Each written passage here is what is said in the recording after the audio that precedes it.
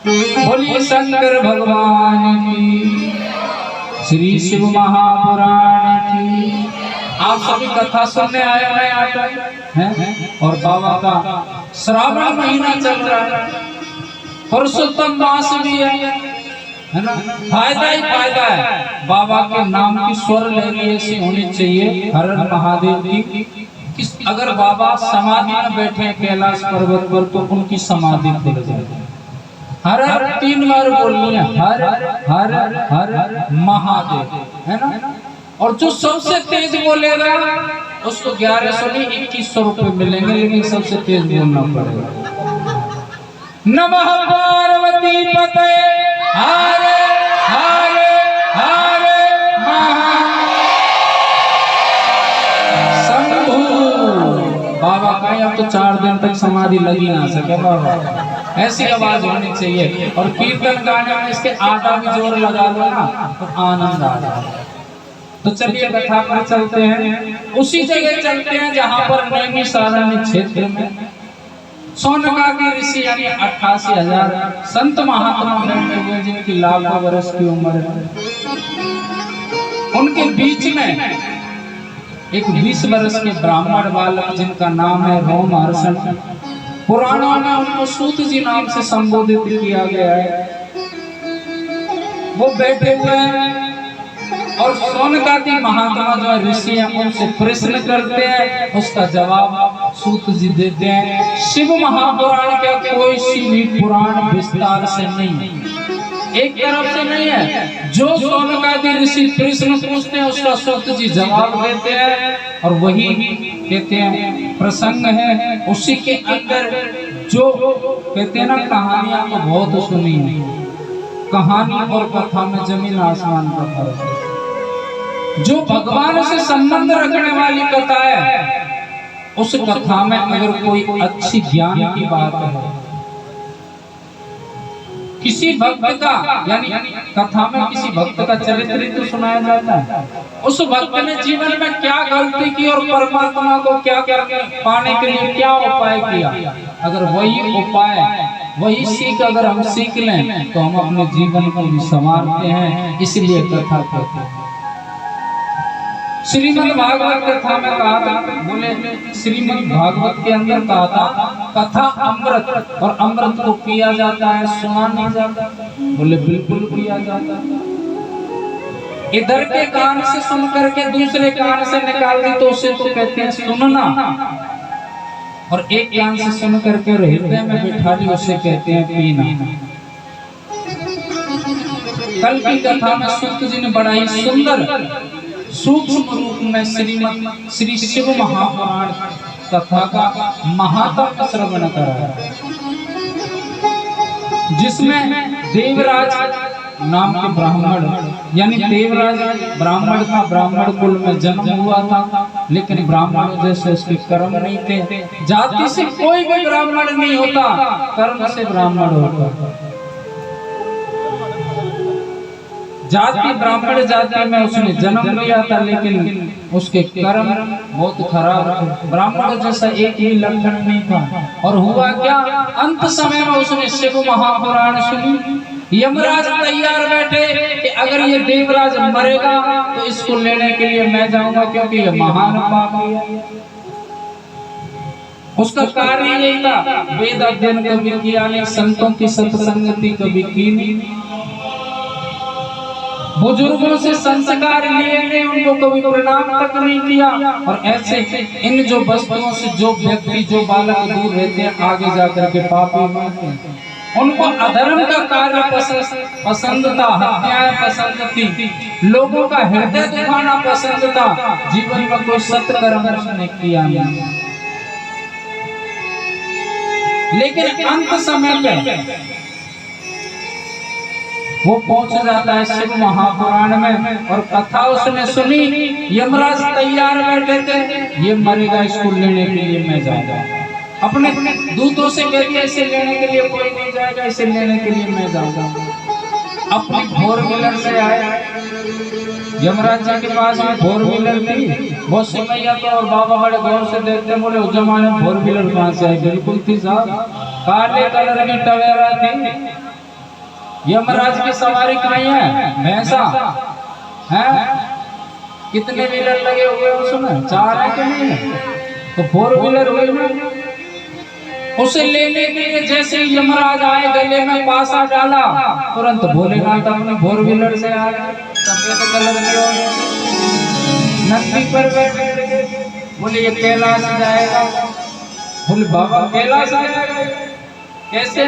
बोले अंत समय में इसने शिव का नाम सुना। भोलेनाथ कह रहे इस बात को, शिव का नाम सुना। बोले बाबा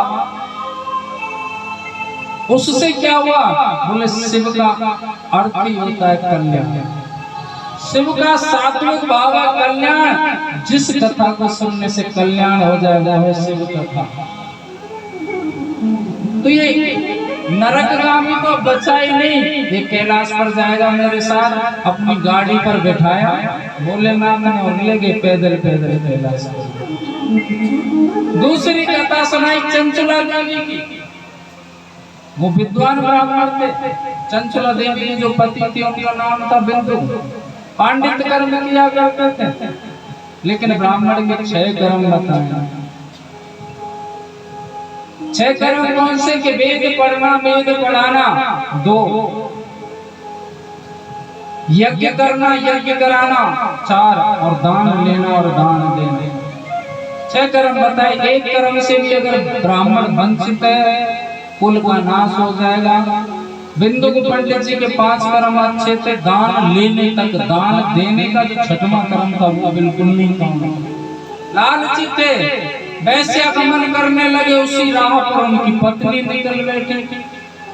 अंत समय में कहते एक दिन शिव महापुराण में यजमान बन करके पूजा कराने से उनको संपूर्ण शिव महापुराण कराने का फल प्राप्त हुआ।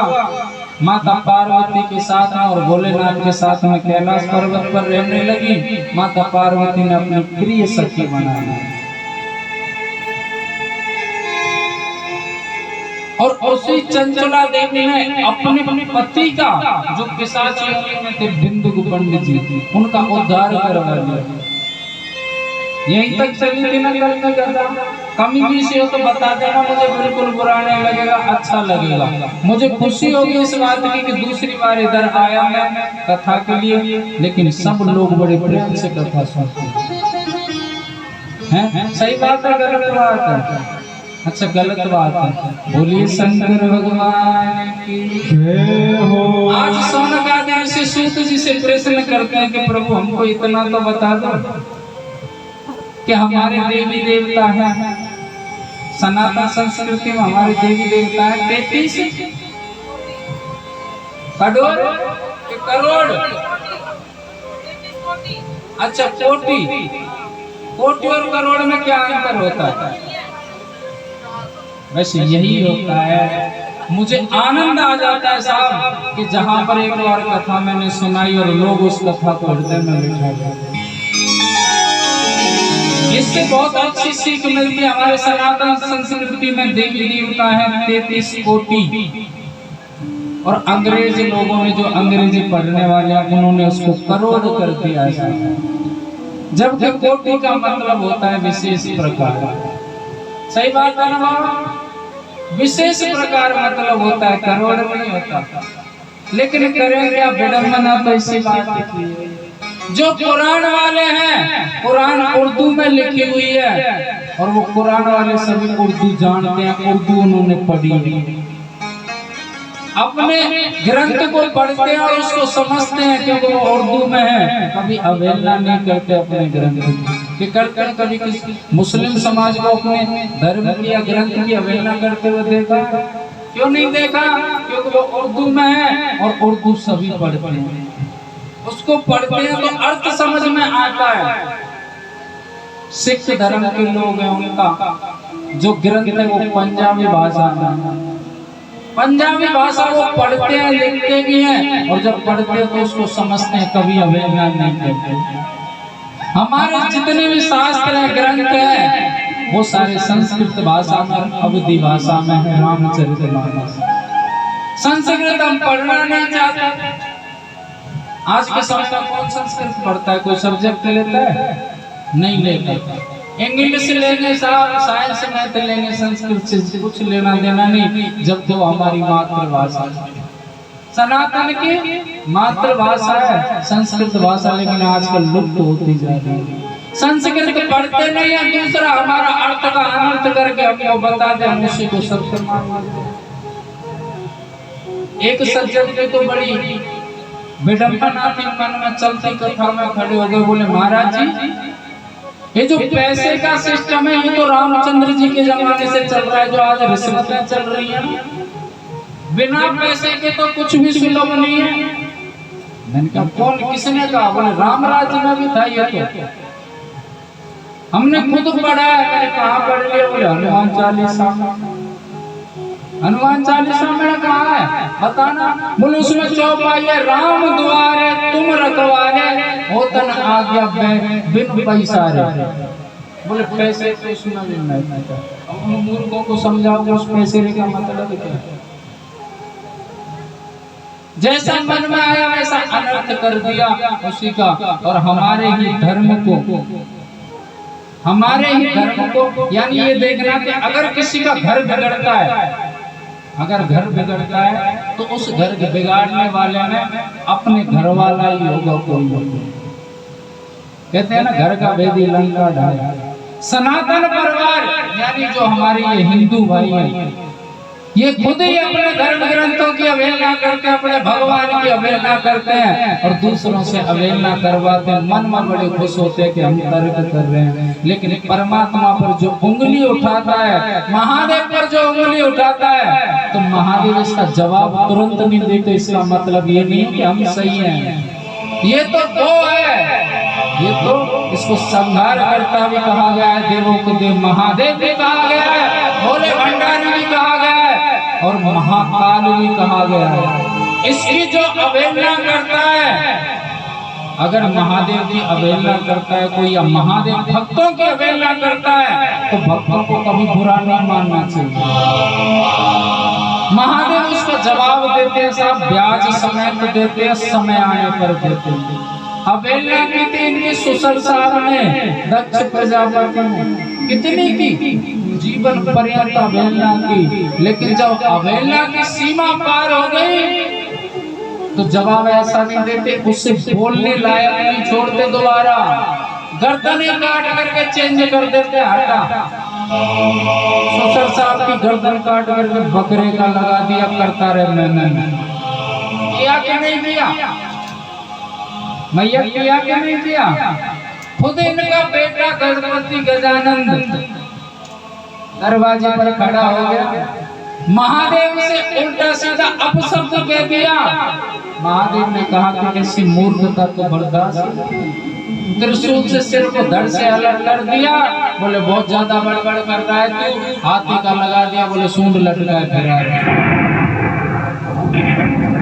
ये जो सर्जरी का टाइम आया है वो आज का समय है, लेकिन सर्जरी करने वाला तो कल्पांतर से, जब से सृष्टि नीति तब से है, जिसे कहते हैं मृत्युंजय महादेव।